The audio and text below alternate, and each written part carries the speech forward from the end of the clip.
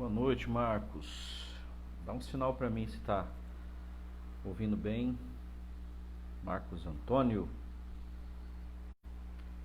bem-vindo aí na nossa terça-feira, falando de graça.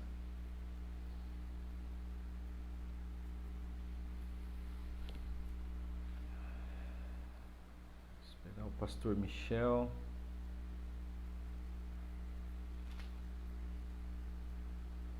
Sejam todos bem-vindos, bem-vindas.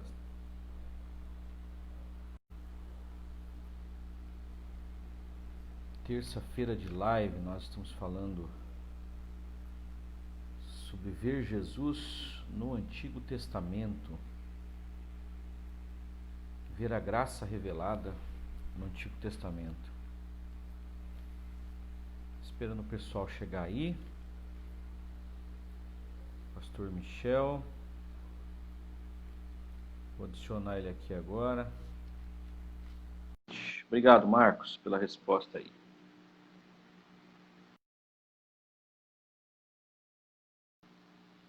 Eu, pastor Michel sem barba. Tá me ouvindo bem aí, pastor? Dá uma boa noite aí. Boa noite. Boa noite. Boa noite para todos. Eu sou o Michel, se quiser me apresentar. Totalmente diferente.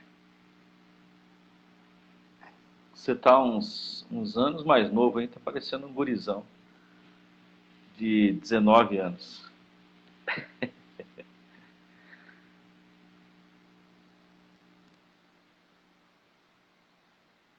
Fala aí pra nós, o que te fez retirar a barba, pastor Michel? Tá fazendo um voto aí? Não, a barba que era um voto, né? A barba... Ah, a barba era o voto, agora você já cumpriu o voto. De vez em quando tem que dar uma limpada no rosto. Começar do zero. Então, eu tô deixando a barba porque aqui a minha bochecha é grande, aí aqui assim, mais ou menos, ficando velho, vai ficando caída aqui, ó. Vou fazer um botox aqui, puxar assim. Para a Deganucci aí, bem-vinda, Deganucci. Vani Deganucci, nossa querida irmã. Vamos começar então, pastor Michel. Eu queria começar... Boa noite, Vani. Queria começar com um texto nada a ver do que a gente tem lido aí, mas me ocorreu de falar sobre isso, de Lucas 9, 4 e 55 e 56.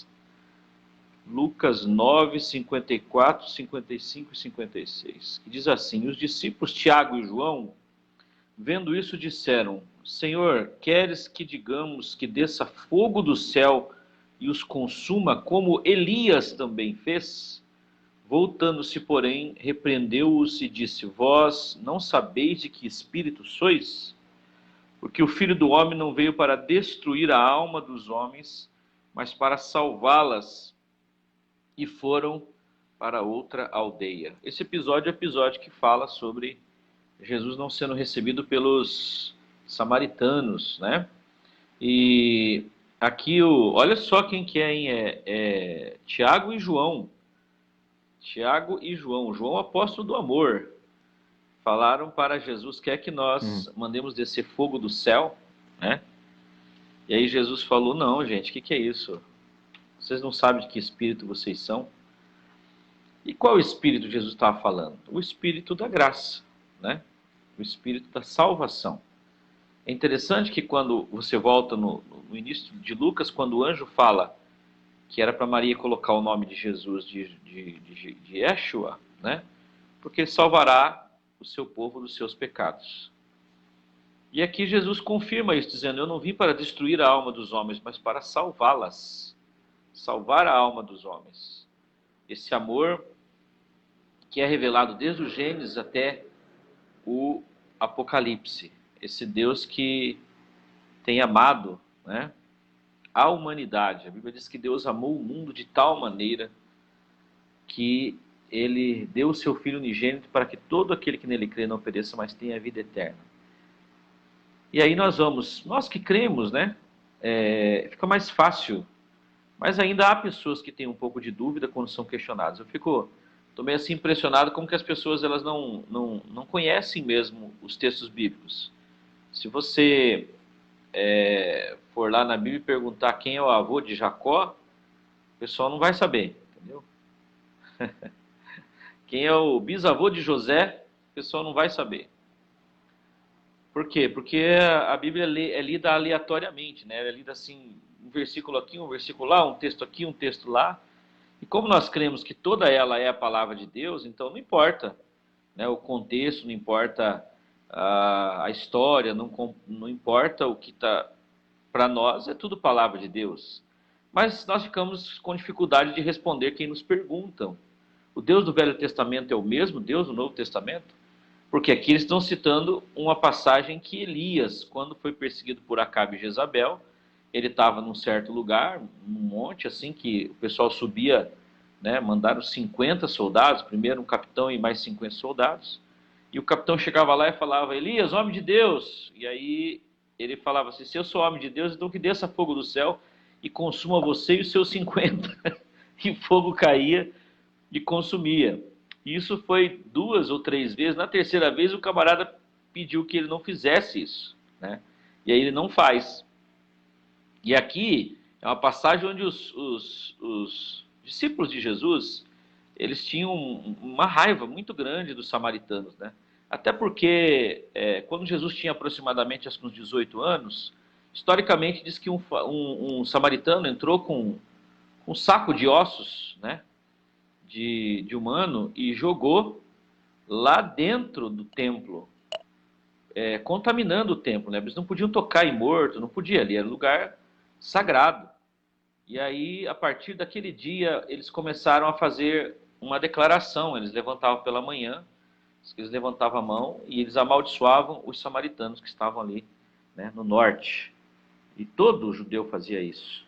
E os judeus não se davam com os samaritanos não se davam com os judeus. Quem são os samaritanos? São um pouco daquele povo que ficou na terra lá, meio pobre, na época da Babilônia, e se misturaram com outros povos que o Nabucodonosor trouxe para ficar ali na terra. Olha o Jezreel aí, pastor Jezreel, abraço também para você. Pastor Pai, família toda, para mãe, para esposa, filhos, sua mana, Deus abençoe. Olha só, então os samaritanos eram odiados pelos judeus, né? E aqui eles não quiseram hospedar Jesus porque ele tinha um aspecto como quem ia para Jerusalém. Isso aqui é uma frase, né, que tem a ver com a cultura deles. Eles identificaram que Jesus era judeu e não quiseram hospedá-lo. E aí os discípulos já querem mandar descer fogo do céu. Jesus falou, não, gente. Essa expressão é muito tremenda. Ele fala assim, não sabeis de que espírito sois, né? E, na verdade, o Espírito de Deus que habita em nós, por exemplo, os fariseus, Jesus disse, vocês são filhos do diabo, vocês não são filhos de Abraão. Ele falou, por que nós somos filhos do diabo? Porque vocês querem me matar desde o começo. E Abraão não fez isso. Abraão era hospedeiro, Abraão era cuidador, Abraão guerreou, pelejou lá com aqueles reis pela vida de Ló, mas era o sistema que existia na época, né? Mas ele era um homem que tinha o Espírito de Deus, o Espírito que é, claro, também de força, de vitória em batalhas, porque aquele tempo era tempo de guerras e de conquistas, mas é o Espírito que faz Davi dançar, que faz Davi compor poemas, salmos, né? Como aqui o Cantares de Salomão, que nós vamos dar prosseguimento na nossa meditação em relação a ver Jesus no Velho Testamento. Então eu vou ler o texto aqui já, que é o mesmo Espírito, né? Esse Espírito que Jesus falou, vocês são o Espírito de Deus, não é o Espírito de destruição. Pode ter certeza, você que está nos escutando, seja você crente ou não, o Espírito do Senhor Deus não é espírito de morte nem de destruição. Ele é espírito de vida, ele é sopro de vida de Deus. E o Senhor não quer destruir a tua alma, o Senhor não quer que você vá para o inferno, o Senhor quer que você seja salvo, que você conheça a salvação em Cristo Jesus, que deu a sua vida para que você pudesse ter a vida eterna. Bom, vou ler o texto de Cântico dos Cânticos aqui.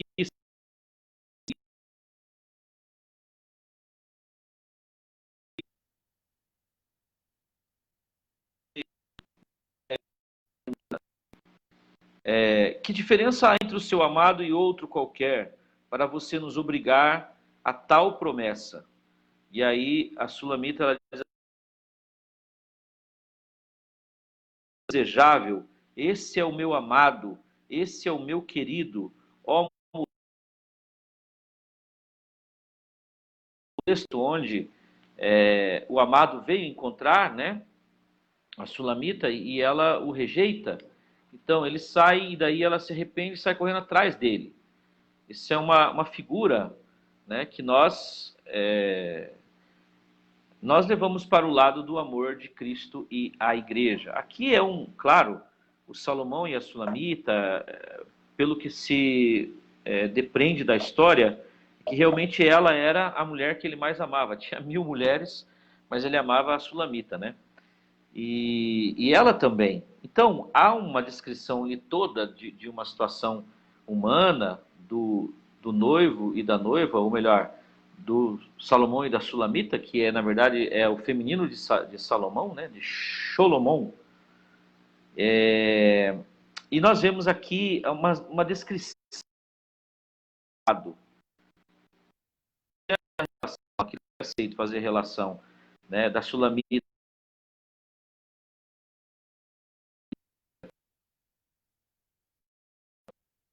né, saiu a procura dele, que ela tinha rejeitado ele, rejeitado o seu amor. E ela falou: vocês viram o meu amado? E aí ela falou: quem é o teu amado?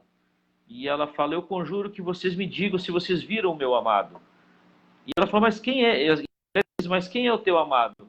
Para que nós digamos para você alguma coisa. Ele é o totalmente desejável. A sua boca é a própria doçura. Ele é muito desejável. É o meu amado. Esse é o meu querido, a mulher de Jerusalém.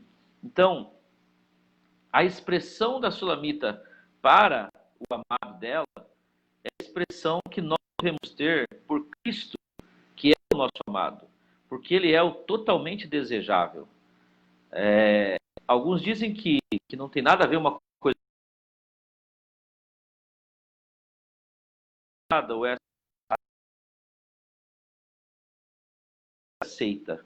E aí a descrição que ela faz do amado é a descrição que o próprio Senhor Jesus personifica, porque ele é doce, ele é amável, ele é misericordioso, ele é bondoso.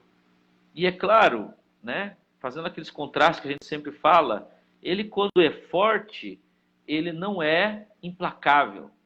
Ele quando é servo, ele não é suficiente. Ele quando ele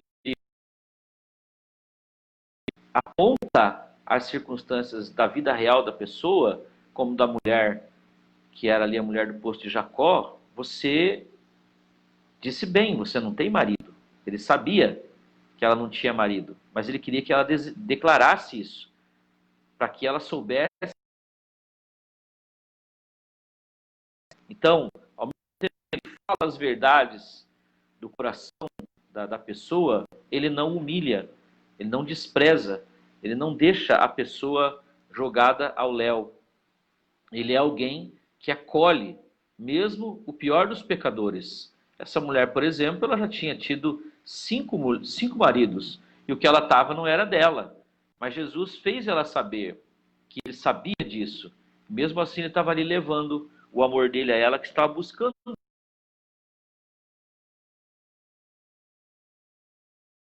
E o que ela precisava era matar a sede da falta de Deus no coração dela. E é uma samaritana, é uma mulher que o povo de Israel não aceitava.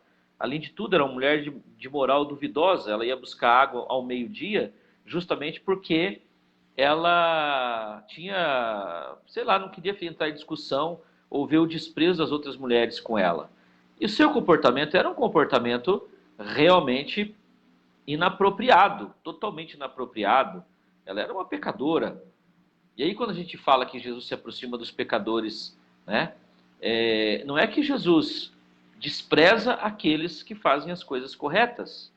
Mas o desprezo da justiça de Deus está em que não temos justiça própria, e por mais que façamos o certo, nós não estamos fazendo nada mais do que a nossa obrigação. E quem é que consegue fazer tudo certo? Porém, as pessoas que não conseguem e que se assumem, eu sou um publicano, eu roubo o meu povo, como no caso da época de Jesus. Eu sou um assassino, eu sou um mentiroso, eu sou um fofoqueiro, eu sou uma pessoa de moral duvidosa, tenho laços que não são aceitáveis nem por Deus nem pela sociedade, eu tenho vontades, tenho vontade de matar minha sogra, minha mulher, meu marido, meu filho, de vez em quando dá vontade de matar alguém no trânsito. Então essas pessoas que se declaram culpadas e abertamente elas se colocam em confronto com a mentira e a hipocrisia da sociedade, essas merecem morrer, essas têm que ser apedrejadas. E aliás, nós matamos a nós mesmos nessas pessoas porque elas se tornam bodes expiatórios, não é verdade? Agora, qual é o tratamento de Jesus com a igreja? É o tratamento daquele que está procurando ela para amar. E constantemente a igreja o rejeita. Constantemente a igreja rejeita o amor de Cristo. Porque o que ela não quer o amor de Cristo. Ela quer que Jesus pague, né? Que Jesus retribua, que Jesus abençoe, porque ela está fazendo alguma coisa por Jesus. Agora, domingo eu comecei o culto dizendo isso, em Romanos 11, né? Quem deu primeiro a ele para que pudesse exigir dele? E aqui nós vemos então uma visão de Jesus ou do Cristo na figura do Salomão. E se você for em Provérbios, por exemplo, você vai ver no capítulo 8 que não está falando de outra pessoa a não ser de Cristo. Antes que o universo se formasse, eu, a sabedoria, estava contigo, com Deus. É o próprio Senhor Jesus. E aí nós estamos fazendo o quê? Nós estamos olhando e perseguindo Jesus no Velho Testamento. Perseguindo não, enxergando Jesus, o Salvador, a graça de Deus, presente desde o Gênesis, como nós falamos, naquele animal que foi morto, primeiro ali o sangue, né, para cobrir a glória, porque o homem perdeu o cavode, perdeu a sua aura de glória, ficou destituído da glória de Deus, e ele quis solucionar o seu problema, e o Senhor solucionou a partir do sangue. E assim nós estamos caminhando, né, pelos momentos de Israel, pelos textos de Israel, e há outros textos que nós podemos falar também, mas o Deus do Velho Testamento, o fato é esse, é o mesmo Deus do Novo Testamento, porque há um só Deus, que está totalmente transcendente, mas ao mesmo tempo imanente. Ele está presente em toda a criação. E tudo que existe, tudo que ele formou está ligado a ele e está ligado ao Filho, porque Deus fez convergir todas as coisas para o Senhor Jesus. Então, eu queria deixar nessa parte do texto essa frase em relação a Jesus. Ele é o totalmente desejável. Se nós pensarmos nele e pararmos de pensar em nós, nas nossas falhas, nas nossas debilidades, porque ele sabe das nossas debilidades. Nós temos mais é que ser sinceros com ele. Agora, se nós começarmos a sua bondade, a sua doçura, a sua maneira de amar, como este amado aqui de Cântico dos Cânticos amava a Sulamita, nós vamos sentir a alegria e a presença maravilhosa dele. Hoje eu escutei uma mensagem, Michel, que a pessoa falava assim, quanto mais nós deixamos de pecar, mais nós sentimos a glória de Deus sobre nós. E eu queria dizer que é o contrário. Quanto mais nós sentimos o amor de Deus, menos vontade nós temos de pecar. O pecado perde a graça. Então tem que inverter essa coisa. Não é falando de pecado que as pessoas deixam de pecar, é falando de Jesus, o amado, né? Esse desejável. É importante ressaltar que a falta, se a pessoa conseguir, né, por acaso, vamos supor que ela consiga pecar menos, não é verdade que isso vai fazer com que ela sinta mais a presença de Deus. O que faz com que a gente sinta a presença de Deus é só a graça, só o sangue de Jesus. Só ver esse amado, esse desejável, sentir esse carinho dele por nós e sermos atraídos por ele, não pela sua repreensão e nem por sua santidade, porque nós nem sabemos o que é isso.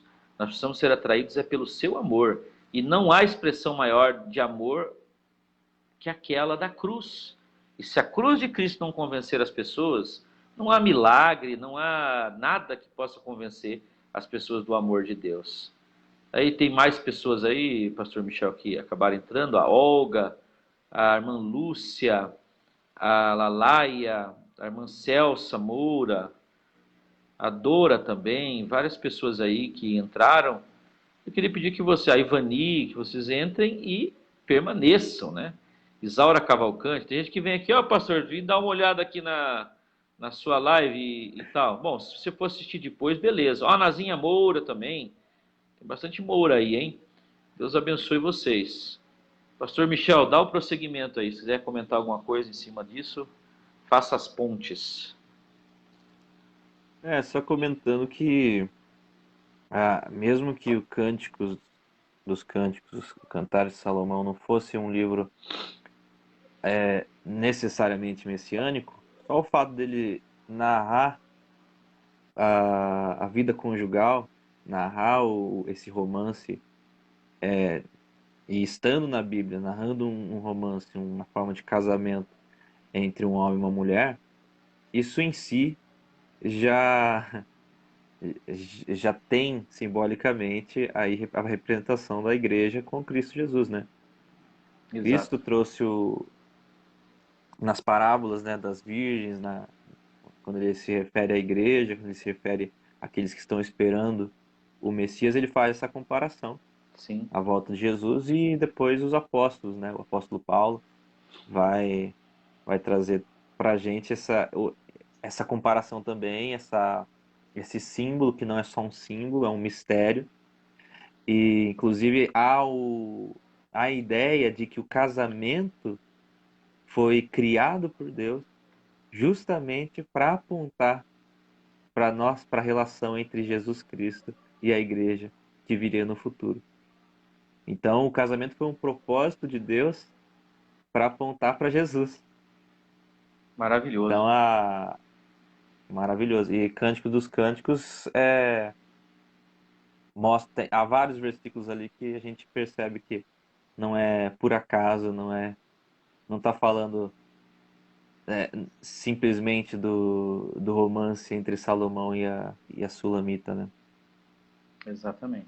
Bom, Isaías, vamos falar agora de Isaías, encontrando Jesus em Isaías. Bom, Isaías é o texto-chave, né, que todo mundo conhece.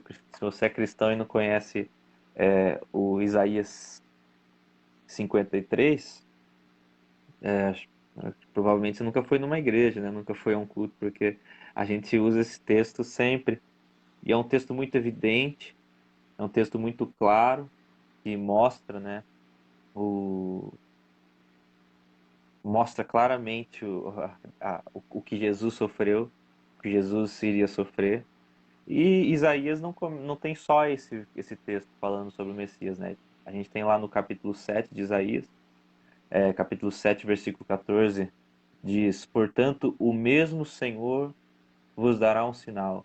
Eis que a virgem conceberá e dará à luz um filho, e chamará o seu nome Emanuel, que significa Deus conosco. Então, a virgem concebeu, isso se cumpriu.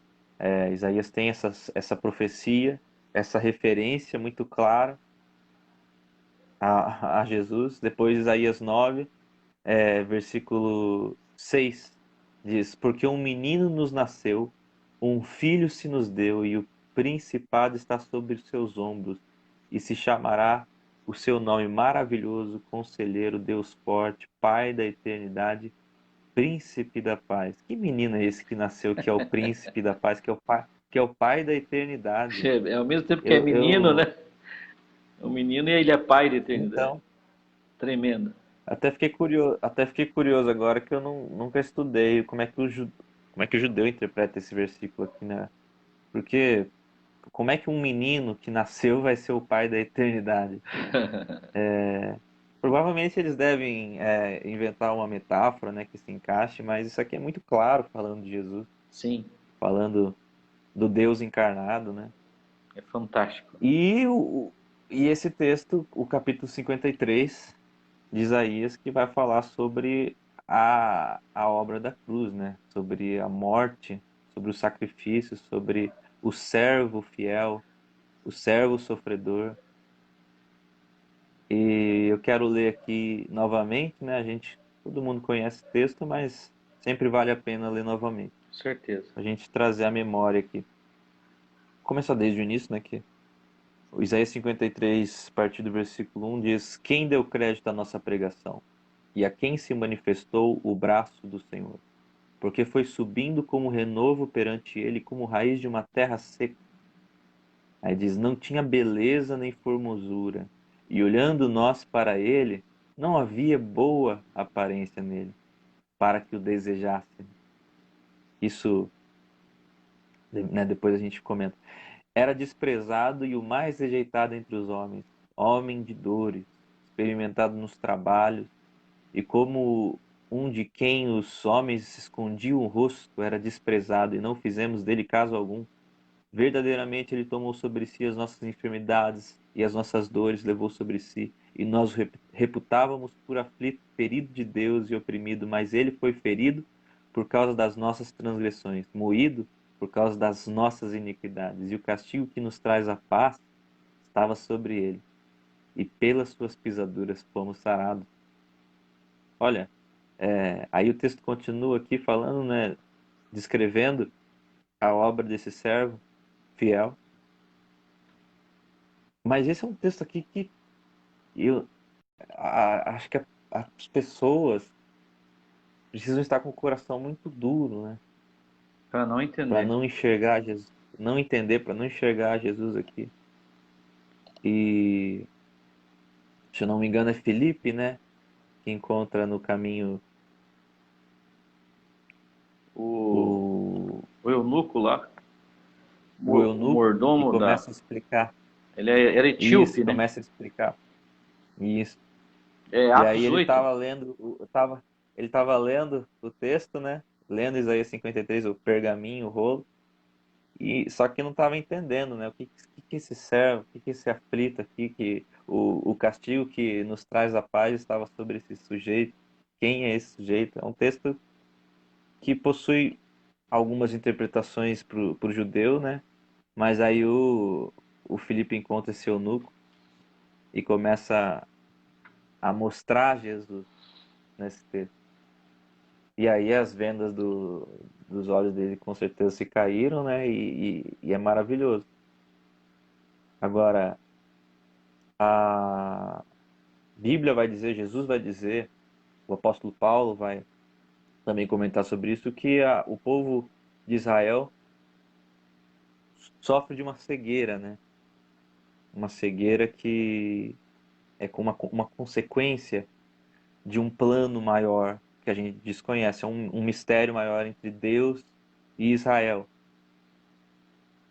E somente por isso eles não conseguem enxergar esse, esse Cristo, porque o plano de Deus era que primeiro ele fosse revelado, primeiro os gentios agora fossem alcançados,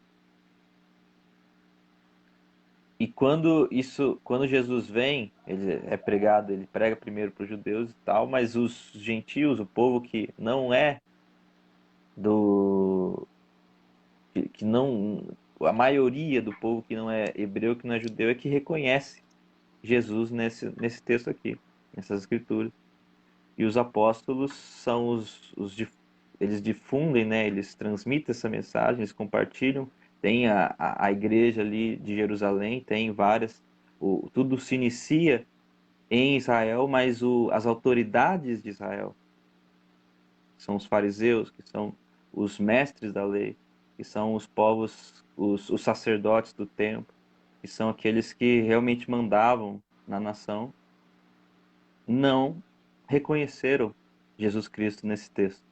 Não reconheceram a pregação do Evangelho, não reconheceram Jesus Cristo.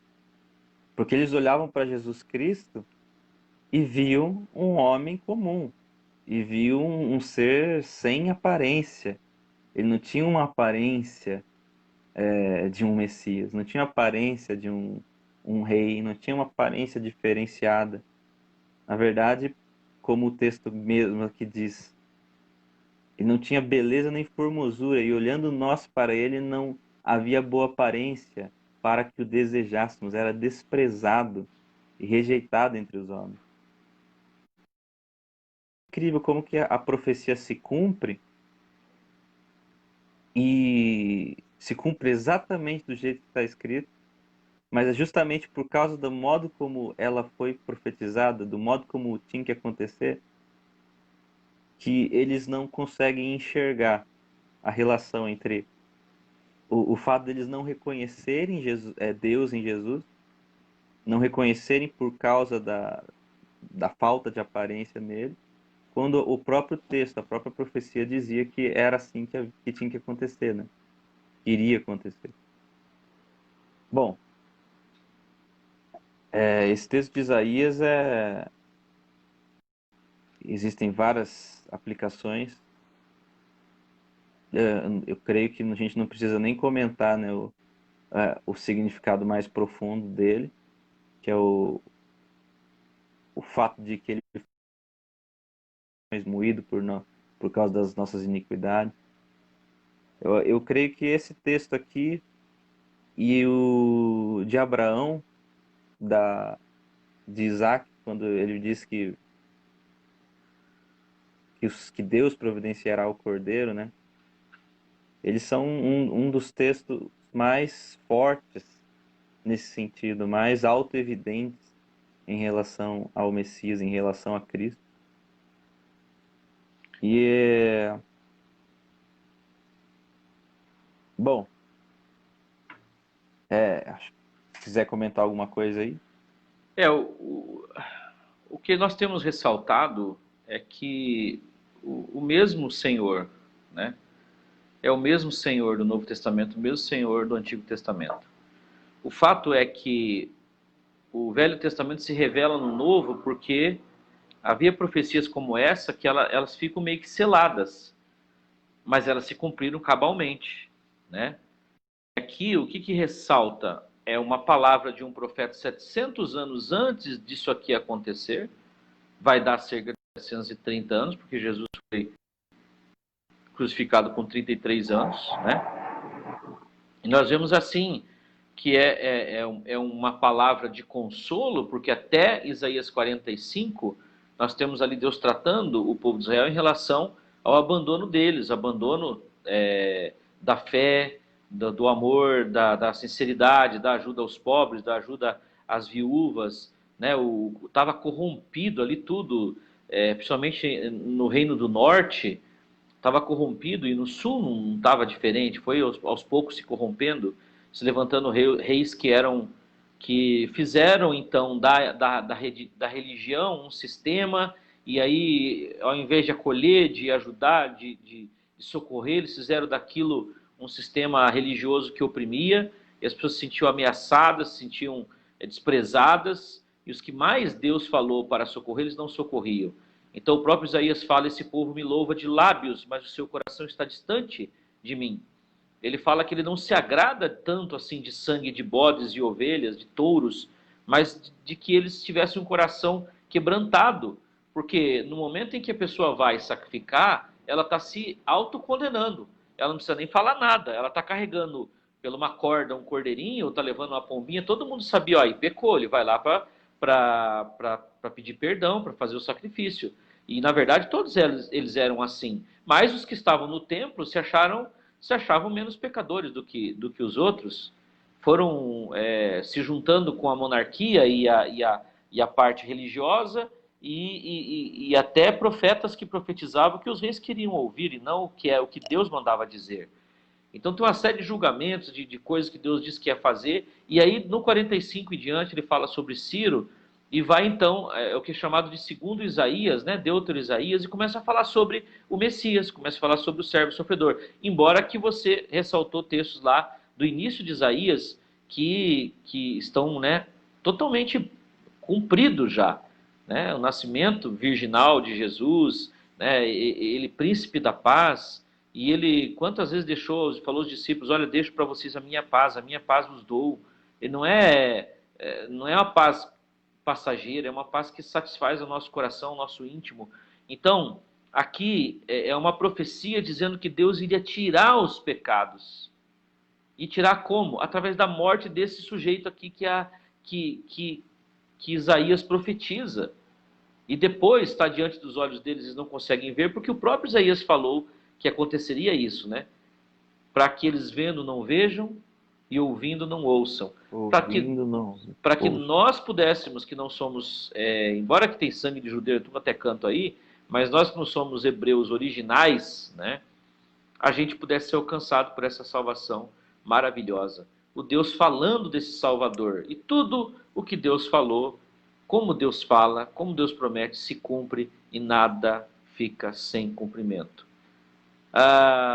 É, Pode falar. só vou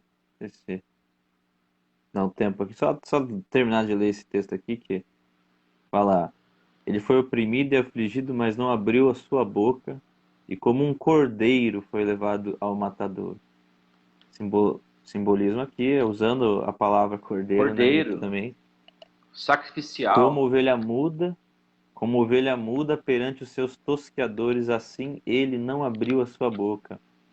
Da opressão e do juízo foi tirado, e quem contará o tempo da sua vida, porquanto foi cortado da terra dos viventes, pela transgressão do meu povo ele foi atingido. E puseram sua sepultura com os ímpios, Olha só. com o rico na sua morte, ainda que nunca cometeu injustiça, nem houve engano na sua boca. Quem é um homem capaz de nunca cometer injustiça, né? Aí, todavia, ao Senhor agradou moê-lo, fazendo enfermar quando a sua alma se puser por expiação do pecado. Olha que Verá a coisa. sua posteridade, prolongará os seus dias, e o bom prazer do Senhor prosperará na sua mão. Ele verá o fruto do trabalho da sua alma e ficará satisfeito. O trabalho é dele, não é nosso. Né? É. E Pilatos instou Jesus dizendo: fala alguma coisa, precisa se defender. E aí o texto fala que ele foi levado como cordeiro mudo, não abriu a sua boca. E aí Pilatos fala: você sabe que eu tenho poder para te condenar, para te absolver? E aí ele olha para ele, é uma coisa que ele fala, não dizendo nada em sua defesa, só diz o seguinte: nenhum poder você teria sobre mim se do alto não fosse te dado. Então, a coisa, quando você faz esses links com esses textos e o acompanhar da história, né, do plano maior de Deus, a gente vê que Deus sempre está no controle, que não existe nada que Deus não esteja no controle. A gente só precisa ficar na orientação dele, porque às vezes tem coisa que a gente quer fazer que não é da vontade dele. E nós temos que seguir e ouvir a voz dele, porque ele sabe o que é melhor para nós. E ali, inclusive, Pilatos foi alertado pela mulher dele: Sim. não entre na causa desse homem. Que hoje eu tive um sonho com ele.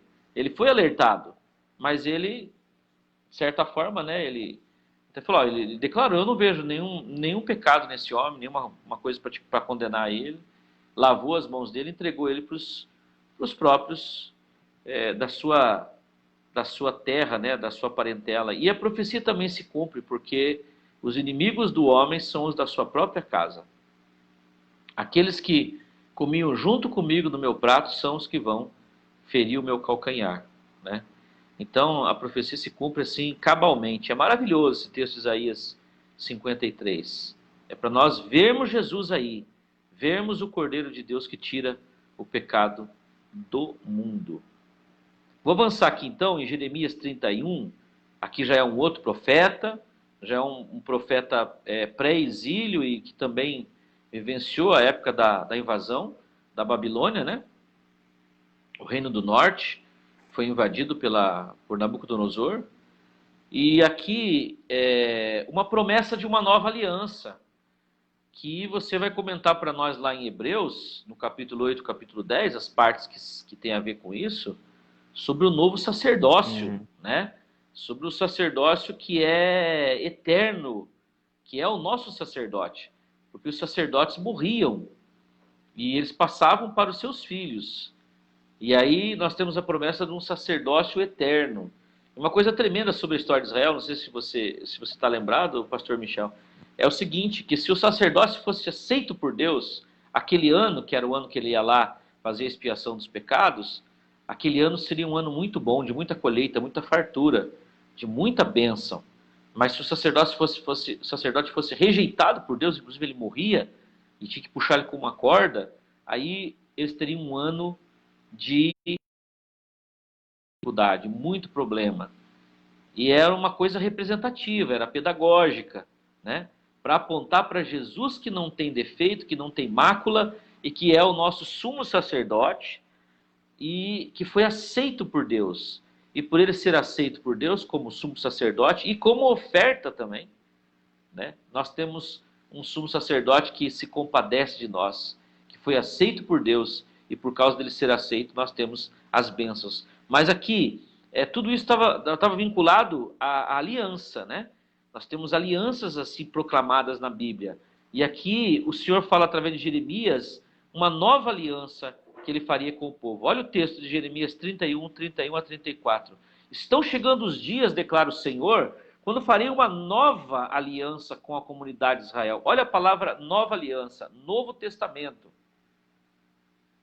Se você vai no momento em que Jesus está celebrando a ceia, lá em Lucas 22, ele fala, olha, eu estou fazendo aqui uma aliança com vocês que é nova, que é garantida pelo meu sangue. Olha aqui o Senhor falando através de Jeremias. Uma nova aliança com a comunidade de Israel e a comunidade de Judá, porque estavam com o reino dividido, né? Norte e sul. Aí ele fala assim, não será como a aliança que fiz com os seus antepassados, quando os tomei pela mão para tirá-los do Egito, que é a aliança do Sinai, porque quebraram a minha aliança, apesar de eu ser o Senhor deles. Porque se você é servo de um Senhor, não tem como você quebrar a aliança com esse Senhor, porque o Senhor manda em você. E por isso que ele ressalta aqui, apesar de eu ser o Senhor deles, eles quebraram comigo a aliança. Aí ele diz aqui, olha, esta é a aliança que farei com a comunidade de Israel. Aqui é muito importante, gente, você que está acompanhando, que vai acompanhar depois. 31. Esta é a aliança que farei com a comunidade de Israel naqueles dias. Ele está falando dos dias futuros, dos dias de Cristo. Declara o Senhor, porei a minha lei no íntimo deles. Não vai ficar num papel, não vai ficar aqui nas escrituras, mas no íntimo deles. E a escreverei nos seus corações. E lembrando que o resumo da lei é 2 mandamentos: amar a Deus sobre todas as coisas e ao próximo como a nós mesmos. Então ele vai escrever isso no nosso coração, não vai precisar ninguém ficar pregando, porque daí nós adquirimos a mente de Cristo. Diz aqui, serei o Deus deles e eles serão o meu povo. Ninguém mais ensinará ao seu próximo, nem ao seu irmão, dizendo, conheça o Senhor, porque todos eles me conhecerão, desde o menor até o maior, diz o Senhor. Vou fazer isso. Eu lhes perdoarei as iniquidades ou a maldade, e não me lembrarei jamais dos seus pecados.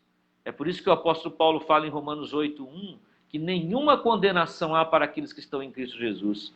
Quando é usada a expressão aqui no hebraico para essa afirmação, ele vai dizer 2 vezes, nunca, jamais, que quer dizer um reforço, para dizer uma dupla negativa, não e não. Não vou mais fazer conta dos pecados de vocês. Por quê? Porque Deus vai passar a mão sobre a nossa cabeça e dizer, é meu filhinho, coitadinho. Não, ele não merece isso, eu sou bonzinho e eu não vou jogar eles no inferno, eu não vou deixar que as maldições... Até deu uma gaguejada aqui, parece um amigo nosso. Não vou deixar que as maldições peguem sobre eles. Não, Deus puniu Jesus, nós acabamos de ler, que ele foi ferido pelas nossas iniquidades. Nós temos que ligar uma coisa com outra. Deus não passa a mão sobre o pecado. Deus tem que punir o pecado. E Deus puniu o pecado em Cristo de uma vez por todas. Os pecados de antes dos homens, porque ele era homem, tinha carne, no corpo dele ele foi ferido, ele foi moído. A alma dele foi dada como expiação pelos nossos pecados. Expiatória, vicária, substitutiva, foi o sacrifício de Jesus. E foi cabal, e foi tetelestai, está consumado, pelos pecados de antes, pelos pecados daquele tempo, quando ele estava morrendo, e pelos pecados do futuro. Porque eu nem sabia da minha existência no ano 35. Ninguém sabia da tua existência, nem de todas as pessoas que viriam depois. Mas Jesus estava morrendo ali pelos pecados daqueles que viriam futuramente. De você que está nos ouvindo, Jesus morreu já pelos seus pecados. Eles estão todos perdoados. Basta você receber. Porque não é salvação universal também. Tipo, ah, não, ele foi lá, ele resolveu o problema, então o mundo está salvo. Não, é preciso receber. Porque todos quanto o recebem, Deus dá o poder deles se tornarem filhos de Deus. Tem que receber, não é automático. Então aqui essa nova aliança é a aliança que o Senhor prometeu fazer. Uma aliança que não era baseada no sacrifício deles, no cumprimento das leis, mas no derramar do sangue de Jesus. Pega aí o Hebreus para confirmar e comenta aí para nós, pastor Mateus, dessa aliança, que daí no caso lá ele está falando que já se cumpriu, né? Aham. Me chama de Pastor Mateus. Pastor Mateus? Olha, também o pai erra o nome dos filhos. Vai falar Mateus, Marcos, Michel. É, Pastor, eu estou profetizando para ele. Pastor Michel. Tá profetizando. Eu vou ler o capítulo inteiro porque senão a gente não pega o contexto. Certo. Ora, capítulo Hebreus 8 8? de Hebreus. Ora, isso. Depois eu vou pro 10. Vou tentar ler rápido aqui. Ora, a suma do que temos dito é que temos um sumo sacerdote tal que está sentado nos céus à destra do trono da majestade, ministro do santuário e do verdadeiro tabernáculo, o qual o Não Senhor tá na fundou e cruz, né? não o homem. Não está na cruz. Sim, não está morto, porque todo sumo sacerdote é constituído para oferecer dons e sacrifícios, por isso era necessário que este também tivesse alguma coisa que oferecer. Ora, se ele estivesse na terra, nem tão pouco sacerdote seria, vendo ainda sacerdotes que oferecem dons segundo a lei, os quais servem de exemplo e sombra das coisas celestiais. Exemplo e sombra, como Moisés divinamente foi avisado, estando já para acabar o tabernáculo. Porque já foi dito, olha, faze tu conforme o modelo que no monte se te mostrou. Então ali Deus mostrou o modelo para Israel, um modelo de algo que já existia. Mas agora alcançou ele ministério tanto mais excelente quanto é mediador de uma melhor aliança que está confirmada em melhores Olha promessas. aí, melhor Porque aliança e melhores promessas. Aleluia. se Como aquela primeira for irrepreensível, nunca se teria buscado lugar para a segunda. Porque repreendendo-os, lhes disse, eis que virão dias, diz o Senhor, em que com a casa de Israel e com a casa de Judá estabelecerei uma nova aliança, não segundo a aliança que fiz com seus pais no dia em que tomei pela mão para os tirar da terra do Egito, como não permaneceram naquela minha aliança, eu para eles não atentei, diz o Senhor. Porque esta é a aliança que depois daqueles dias farei com a casa de Israel, diz o Senhor. Porei as minhas leis no seu entendimento, e em seu coração as escreverei. E eu lhes serei por Deus, e eles me serão por povo. E não ensinará cada um seu próximo, nem cada um ao seu irmão, dizendo: Conhece o Senhor, porque todos me conhecerão, desde o menor até ao maior. Porque serei misericordioso com suas iniquidades, de seus pecados, de suas prevaricações, não me lembrarei jamais. Dizendo: Nova aliança, envelheceu a primeira. Ora, o que foi tornado velho e se envelhece está perto de acabar. eita E aí glória. ele prossegue, e aí eu vou saltar aqui para o capítulo 10, que ele vai citar o texto novamente de Jeremias. Ele começa aqui o capítulo 10 dizendo: Porque tendo a lei a sombra dos bens futuros, e não a imagem exata das coisas, a lei era uma sombra, não era uma imagem exata. Nunca, pelos mesmos sacrifícios que continuamente se oferecem cada ano, pode aperfeiçoar os que a ele se chegam. De outra maneira, teriam deixado de se oferecer, porque purificados uma vez, os ministrantes nunca mais teriam consciência de pecado. Nesses sacrifícios, porém, cada ano se faz comemoração dos pecados, porque é impossível que o sangue dos touros e dos bodes tire os pecados.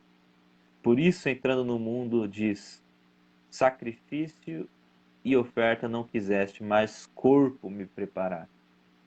Holocaustos e oblações pelo pecado não te agradaram. Então disse: Eis aqui venho, no princípio do livro está escrito de mim, para fazer, ó Deus, a tua vontade.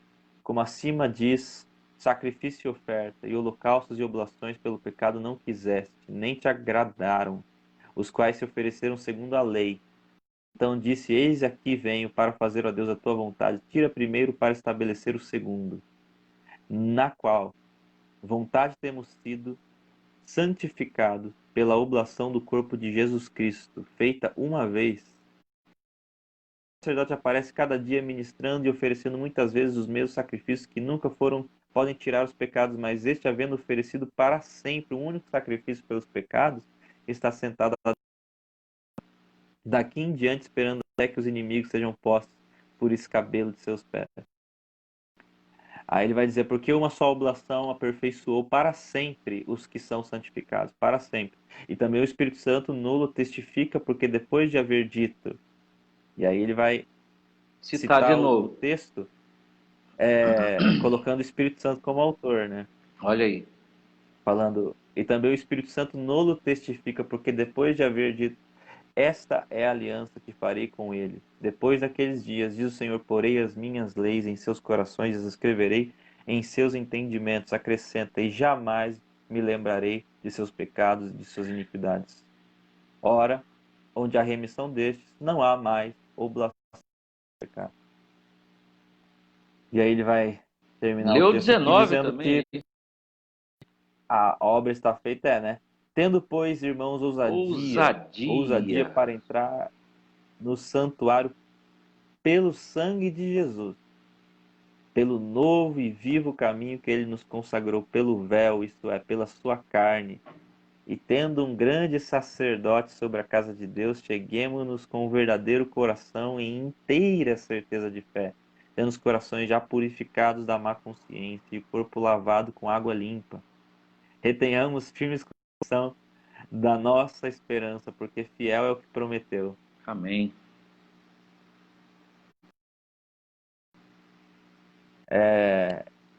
Esse texto, né, ele vai dizendo, vai confirmar Jeremias, esses dois textos, né, claramente. E graças a Deus que ele nos deixou os apóstolos para interpretarem as escrituras, né, interpretarem o Antigo Testamento, que se não houvesse o Novo Testamento, essas cartas dos apóstolos, acho que seria um pouco mais difícil, mas aqui está muito claro, né? Muito O claro. cumprimento da profecia e a profecia está dizendo que a aliança que Deus tinha estabelecido com o povo de Israel iria terminar. A profecia fala claramente que aquela aliança dada através da lei, Iria dada passar. para Moisés no monte, iria passar e iria vir uma nova aliança. Então a velha lei cai.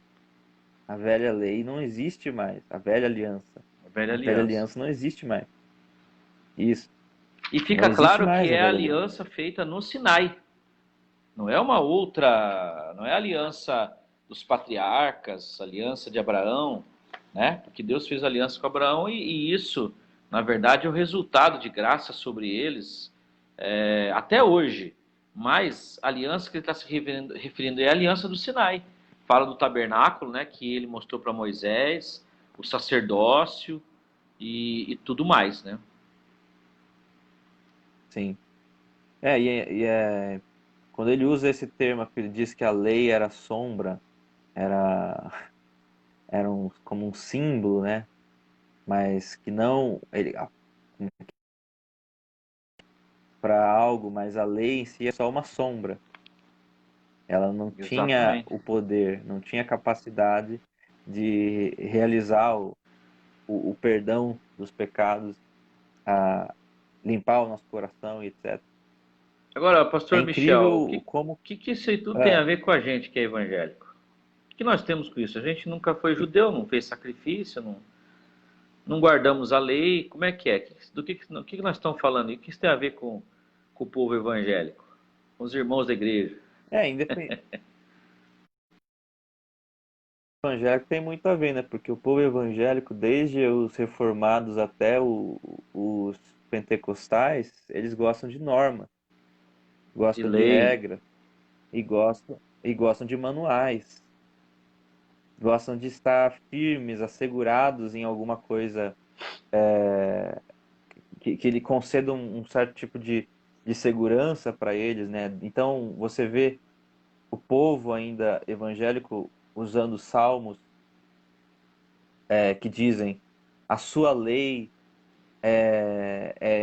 eu me, é o meu amparo, a sua lei é o meu refúgio e tal. E eles acham ainda muito que essa lei que é o amparo, essa lei que é o refúgio do cristão, pode ser interpretada como o texto, como a lei, de fato, a lei dos 10 mandamentos, a aliança de Moisés com Deus, e não somente isso, porque a gente não é mais judeu, como você mesmo disse, então para uns não se trata disso, mas se trata sim de regras, se trata de coisas humanas, coisas materiais, coisas que nós podemos nos apegar a elas, que nos trazem um certo conforto, como, por exemplo, o lema da reforma, sola escritura, né? Nós dependemos somente da escritura para a interpretação, para seguir, para reconhecer Deus, para conhecer Jesus, mas a Bíblia, o texto, ele não é o mais importante. O mais importante é o que foi escrito no nosso coração. O que é escrito no nosso coração somente pela intervenção divina, pela graça, pela soberania de Deus. Só que isso parece muito vago, parece muito abstrato para as pessoas. É. E não que nós Parece um, desprezamos, parece um negócio assim. não que nós desprezemos também, né, aquilo que foi compreendido primeiro pelos rabinos, né, existe toda uma tradição vinculada às realidades daquilo que foi revelado para ele, os oráculos que Paulo fala.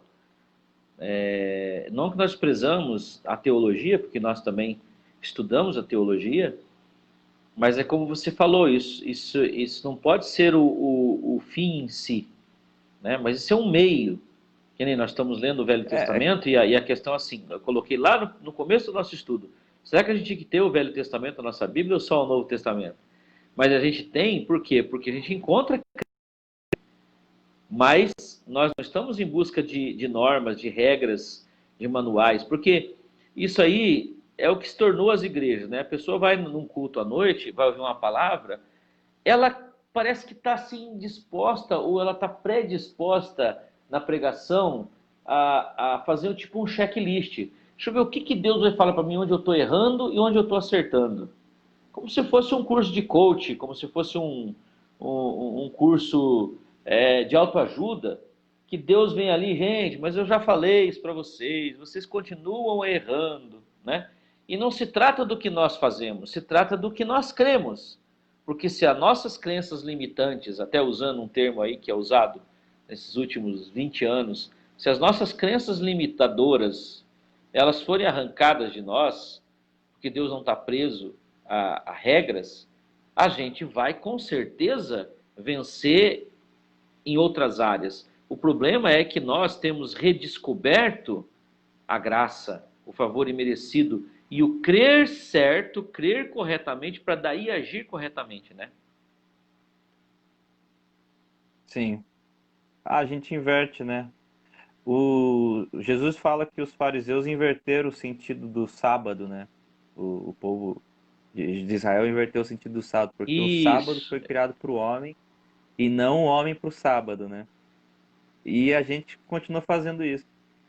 A gente inverte o sentido das coisas que são boas, que servem, que têm um propósito, que nos auxiliam, mas a gente transforma essas coisas no objeto em si de salvação, como se essas coisas que nos salvassem, as boas práticas que nos salvassem, os manuais que nos salvassem. quando essas coisas, na verdade, são ali só acessórios. E não, a nova aliança faz com que a velha aliança caduque. Então, Exato. esse espírito de exigência, né? Esse espírito de você tem que fazer isso, você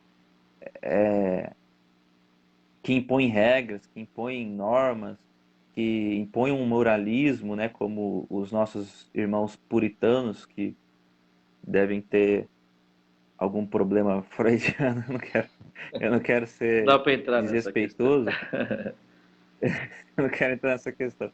Mas é que ficar pensando nesse moralismo não resolve a questão. E apontando Ficar pecados, e apontando fixado, pecados, né?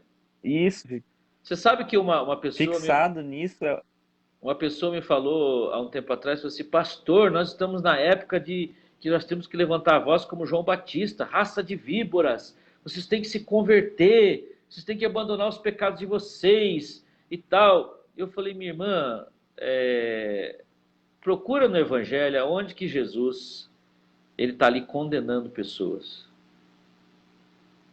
João tinha o seu ministério, que foi o último profeta do tempo da lei. Lucas 16:16. A lei e os profetas duraram ou vigoraram até João, certo? Agora em Cristo sim, se inicia, como Paulo fala em Gálatas, tratar a gente do poder da lei. Porque a lei ela mostra, e esses manuais, esse apontar de pecado, né, a nossa própria consciência. E tem gente que diz que até que o Espírito Santo acusa a gente. O Espírito Santo não é acusador, o Espírito Santo é consolador. Ah, pastor, mas o Espírito Santo vai mostrar para a gente onde a gente está errando. É tanta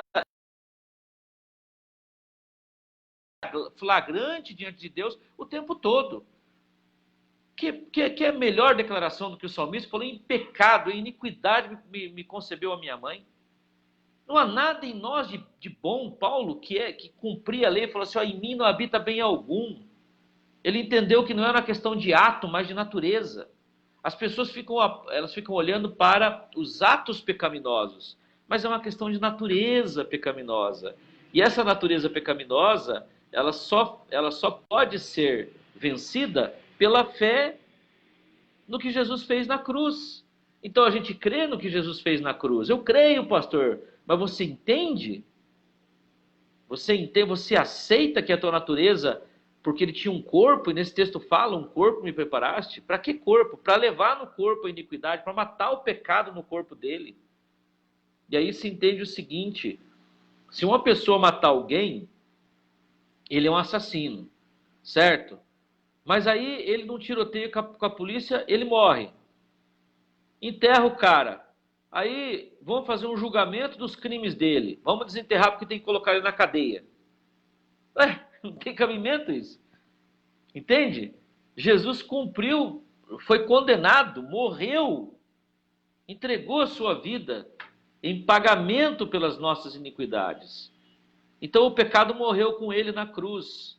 E é só entendendo essa nova natureza que ele nos dá, pela fé, é que a gente então começa a se abrir para a bondade de Deus. Porque o tempo todo os homens querem pagar Deus. Não tem como pagar. E se nós ficar lembrando os pecados das pessoas, elas vão se sentir mais culpadas e vão querer fazer mais sacrifícios e vão querer fazer mais penitências, né? Para que elas se purifiquem e aí elas veem que não adianta, porque elas podem ficar purificadas por um tempo, de repente elas voltam a fazer e voltam a fazer pior, porque estão fazendo pela força própria. Mas se a gente aceita a nova natureza pela fé, a gente é, vai de glória em glória sendo transformado, né? o versículo 2 de Hebreus aqui fala assim, de outra maneira, falando da velha aliança, né? Teriam deixado de se oferecer, porque purificados uma vez os ministrantes, nunca mais teriam consciência de pecado. Então diz que se o sacrifício deles fosse efetivo para aperfeiçoar, eles iam parar de sacrificar, porque uma vez oferecido, eles seriam purificados e não teriam mais consciência de pecado. Exato. Então, então olha só, se o sacrifício de Jesus é superior e nos purificou, é exatamente isso que tinha que acontecer conosco, né? Nós não pecado. É que as pessoas interpretam Isso. esse texto pela religião, diz o seguinte: vai lá, faça um exame de consciência, se você não encontrar nenhum pecado em você, aí você tome a ceia, comungue, aí você ore, aí você está pronto para receber as bênçãos de Deus. Olha, a religião é um tema de purificação, não é o sangue de Jesus que purifica? É a compreensão teológica, é a contrição e o próprio arrependimento que me faz purificado? Ou foi o que Jesus fez na cruz? É que o pessoal tem uma história na teologia, não sei se você já ouviu falar de perdão paternal e perdão judicial. Então nós recebemos dois tipos de perdão. Nós recebemos o perdão judicial quando Cristo morreu na cruz. Mas quando a gente vai e cheio de consciência pecaminosa se arrepende, aí nós recebemos o perdão paternal. Aí Deus fala assim: tá bom, filho, agora que você reconheceu os seus erros, o papai vai te abençoar. É uma ideia infantil, entendeu? É uma coisa louca, porque o que Jesus fez é muito superior ao que Adão fez. E aí, só você sendo iluminado pela graça e aceitando que você realmente, sem a graça, você não vai ter graça nenhuma, na verdade, vai ser uma desgraça. Né? Você pode ser o cara mais religioso da vida, viver 50 anos com um terno, uma gravata, uma Bíblia debaixo do braço, e dando glória a Deus e aleluia, e desviando do pecado aqui, desviando lá, e não fazendo isso, não fazendo aquilo, mas o coração, como que purifica o coração? Como que tira a natureza pecaminosa, que Paulo fala no capítulo 7 de Romanos? Miserável homem que sou, quem me libertará do corpo dessa morte? Aí ele termina dizendo: mas graças a Deus por Jesus Cristo, né? Porque agora não há mais nenhuma condenação para aqueles que estão em Cristo Jesus. Só que a religiosidade, a religião que nós seguimos, as práticas de oblações, que são banhos de purificação, sabe? Que nós fazemos, a gente se sente bonzinho, se sente santinho, né? E não tem como fazer isso, não tem. E a gente está perdendo de desfrutar da proximidade, porque ele fala: olha, cheguemos com confiança no santuário, com ousadia, diz outro autor, com ousadia diante de Deus. Eu sou limpo, purificado, grandemente abençoado, altamente favorecido e profundamente amado. É uma frase emblemática e maravilhosa.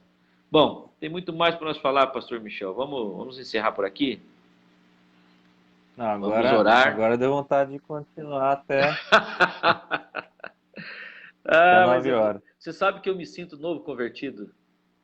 Eu me sinto como Paulo, há 5 anos já, assim, com uma vontade tremenda. E aí, coisas da vida que a gente tenta acertar e resolver coisas mais da vida aqui terrena, e acaba até se distraindo. Mas olha, é maravilhoso. Eu me sinto assim, cheio realmente desse amor que Deus ministrou através da graça, através da pessoa do Senhor Jesus. E esse plano maravilhoso, né?